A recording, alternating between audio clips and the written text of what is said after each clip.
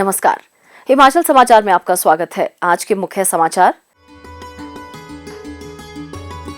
मुख्यमंत्री ने आदित्य L1 के सफल प्रक्षेपण पर दी बधाई।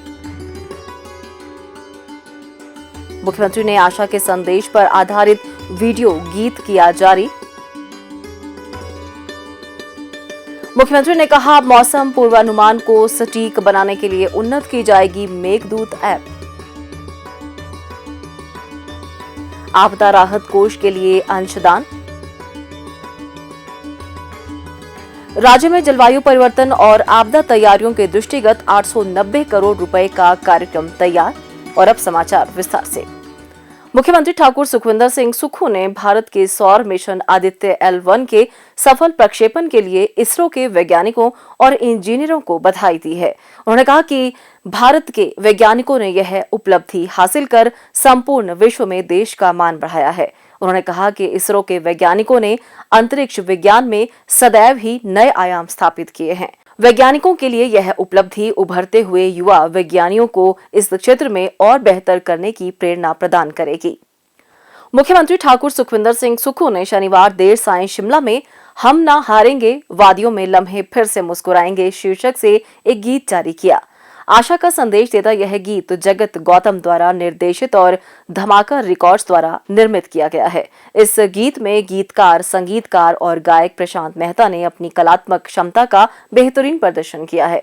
मुख्यमंत्री ने इस वीडियो गीत के निर्माण के लिए जगत गौतम और धमाका रिकॉर्ड्स के निर्माताओं की रचनात्मक योग्यता की सराहना की। मुख्यमंत्री ने कहा कि एकजुट प्रयासों और अटूट संकल्प से हिमाचल प्रदेश न केवल वर्तमान परिस्थितियों से उबरेगा बल्कि विकास पथ पर भी अग्रसर होगा। यह प्रेरक गीत हिमाचली लोगों के अदम्य साहस को चित्रित करता है, जिन्होंने अटूट विश्वास के साथ विपरीत परिस्थितियों का सामना किया है। मुख्यमंत्री ठाकुर सुखविंदर सिंह सुक्खू ने कहा कि राज्य सरकार ने मौसम पूर्वानुमान एवं किसानों को खेतीबाड़ी के दृष्टिगत दिए जाने वाले परामर्श को और अधिक सटीक बनाने के उद्देश्य से मेघदूत एप्लीकेशन को उन्नत करने का निर्णय लिया है। उन्होंने कहा कि यह महत्वपूर्ण निर्णय तेजी से हो रहे जलवायु परिवर्तन के कारण लिया गया है, क्योंकि यह कृषि और बागवानी क्षेत्रों के लिए खतरा बनकर उभर रहा है। मुख्यमंत्री ने कहा कि इस वर्ष भारी बारिश के कारण हिमाचल में भारी क्षति और जानमाल को काफी नुकसान हुआ है। साथ ही कृषि और बागवानी क्षेत्रों पर भी विपरीत प्रभाव पड़ा है। बारिश, बाढ़ एवं भूस्खलन के कारण प्रदेश भर में जगह जगह पर खेत व बागीचे बह गए और करोड़ों रुपए की फसलें बर्बाद हो गई। उन्होंने कहा कि वर्तमान में मेघदूत एप्लीकेशन मौसम की जानकारी और 5 दिनों का मौसम पूर्वानुमान प्रदान करता है, जिसमें ब्लॉक स्तर तक बारिश, तापमान, आर्द्रता, हवा की गति और दिशा संबंधी डेटा शामिल है। ये कारक कृषि कार्यों जैसे कि बुआई एवं कटाई से जुड़ी आवश्यक जानकारी प्रदान करने में महत्वपूर्ण भूमिका निभाते हैं। मुख्यमंत्री ने पर्यावरण विज्ञान, प्रौद्योगिकी और जलवायु परिवर्तन विभाग को प्रदेश में अधिक से अधिक किसानों और बागवानों को ऐप से जोड़ने के निर्देश दिए हैं। उन्होंने कहा कि ऐप द्वारा प्रदान की जा रही सेवाओं में सुधार लाने के लिए रूपरेखा भी तैयार की गई है। ठाकुर सुखविंदर सिंह सुक्खू ने कहा कि मेघदूत ऐप में किए जाने वाले प्रमुख सुधारों में किसानों को प्रतिकूल मौसम के प्रति सचेत करने और ऐसी स्थिति से निपटने के लिए प्रारंभिक चेतावनी प्रणाली को मजबूत करना शामिल है। इसके अतिरिक्त एप्लीकेशन फसलों की बुआई एवं कटाई आदि प्रक्रियाओं से संबंधित सटीक विशेषज्ञ जानकारी प्रदान करेगी। इसके इस्तेमाल से किसान आसन चुनौतियों के प्रति उचित कदम उठाने में सशक्त होंगे। इसके अलावा प्रदेश सरकार प्रधानमंत्री किसान सम्मान निधि योजना से लाभ प्राप्त कर रहे राज्य के किसानों को मेघदूत एप्लीकेशन के साथ एकीकृत कर रही है। उन्होंने कहा कि हाल ही की आपदाओं ने राज्य सरकार को कृषि क्षेत्र में चल रही मौजूदा नीतियों के पुनर्मूल्यांकन एवं पुनर्गठन के प्रति प्रेरित किया है। इसके अलावा प्रदेश सरकार भविष्य की चुनौतियों से बेहतर ढंग से निपटने के लिए निर्माण गतिविधि नियमों में संभावित संशोधन पर भी गंभीरता से विचार कर रही है। मुख्यमंत्री ने कहा कि राज्य सरकार कृषकों और बागवानों के लिए जलवायु संबंधी अनिश्चितताओं को दूर करने के लिए प्रतिबद्ध है, जिससे उनकी आजीविका में आशातीत सुधार सुनिश्चित हो सके। उन्होंने कहा कि राज्य की लगभग 90% आबादी कृषि संबंधी गतिविधियों से जुड़ी है और मेघदूत ऐप को उन्नत कर इसके इस्तेमाल को सुलभ बनाना किसानों के लिए वरदान साबित होगा। लोक निर्माण मंत्री श्री विक्रमादित्य सिंह ने शनिवार को शिमला में तारा देवी मंदिर ट्रस्ट, संकट मोचन मंदिर ट्रस्ट और एक शैक्षणिक संस्थान की ओर से मुख्यमंत्री ठाकुर सुखविंदर सिंह सुक्खू को 8,62,000 रुपए का चेक, हिमाचल प्रदेश ग्रामीण बैंक ने 27 लाख रुपए का चेक, सुश्री अवनी सिंह ने अपने 15वें जन्मदिन पर 51,000 रुपए का चेक और शिमला के श्री रामगोपाल सूद ने 51,000 रुपए का चेक आपदा राहत कोष के लिए भेंट किया। सर्व देवता सेवा समिति मंडी के अध्यक्ष श्री शिवपाल शर्मा ने आज शिमला में मुख्यमंत्री ठाकुर सुखविंदर सिंह सुक्खू को आपदा राहत कोष के लिए 5 लाख रुपए का चेक भेंट किया।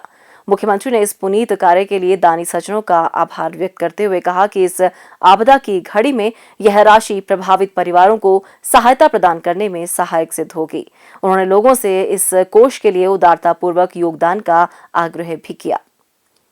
प्रदेश सरकार ने राज्य में जलवायु परिवर्तन की चुनौतियों और आपदा तैयारियों के दृष्टिगत 890 करोड़ रुपए का हिमाचल प्रदेश आपदा जोखिम न्यूनीकरण और तैयारी कार्यक्रम बनाया है।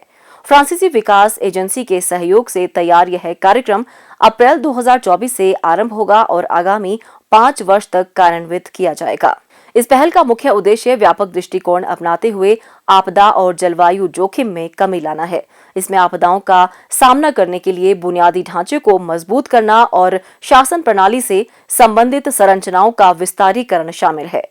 जलवायु परिवर्तन के बढ़ते खतरे से निपटने के दृष्टिगत सक्रिय कदम उठाना समय की आवश्यकता है।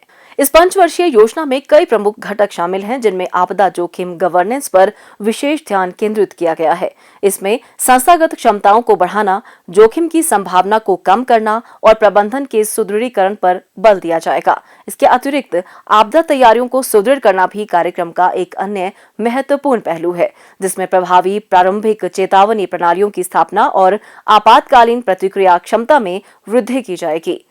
इसमें हिमाचल प्रदेश राज्य आपदा प्रबंधन प्राधिकरण और जिला आपदा प्रबंधन प्राधिकरण को मजबूत करने के साथ साथ राज्य आपदा प्रबंधन संस्थान की स्थापना भी प्रस्तावित है। इसके अतिरिक्त योजना में एक राज्य आपातकालीन परिचालन केंद्र और जिला स्तरीय आपदा परिचालन केंद्र भी स्थापित किए जाएंगे। सभी नदी घाटियों के लिए ग्रामीण स्तर पर जलवायु परिवर्तन आकलन के साथ साथ कांगड़ा में एक विशेष आपदा प्रतिक्रिया बल कंपनी की स्थापना की जाएगी। इसमें भूस्खलन, आकस्मिक बाढ़, बादल फटने, ग्लेशियरों के पिघलने से बनने वाली अस्थायी झीलों के कारण बाढ़ और बांध सुरक्षा के लिए प्रारंभिक चेतावनी प्रणाली का विकास भी शामिल है। बाढ़ पूर्वानुमान के लिए नेटवर्क में सुधार और GIS आधारित निर्णय सहायता प्रणाली आरंभ करना परियोजना का महत्वपूर्ण पहलू है। जंगल की आग के बढ़ते खतरे से निपटने के लिए प्रस्तावित कार्यक्रम में अग्निशमन उपायों को कार्यान्वित करने के लिए भी रणनीति तैयार की गई है। इसमें पहले से विभिन्न स्थानों पर आवश्यक उपकरणों और वाहनों की सुविधा सहित अग्निशमन केंद्र स्थापित करने का भी प्रस्ताव है। इसके अलावा योजना का लक्ष्य 3 मौजूदा अग्निशमन केंद्रों की क्षमता बढ़ाना है। प्रदेश सरकार जलवायु परिवर्तन के दुष्प्रभाव बढ़ने के साथ साथ हिमाचल प्रदेश आपदा जोखिम न्यूनीकरण और तैयारी कार्यक्रम के तहत विभिन्न आपदाओं से निपटने के लिए अग्रणी दृष्टिकोण अपनाकर कार्य कर रही है। हिमाचल समाचार देखने के लिए सब्सक्राइब करें YouTube चैनल हिमाचल समाचार, फॉलो करें ट्विटर @DPRHP, लाइक करें Facebook page information and public relations department Himachal Pradesh, follow करें इंस्टाग्राम @DIPR हिमाचल, विजिट करें वेबसाइट www.himachalpr.gov.in। इस अंक में इतना ही, कल फिर होगी मुलाकात। दीजिए इजाजत, नमस्कार।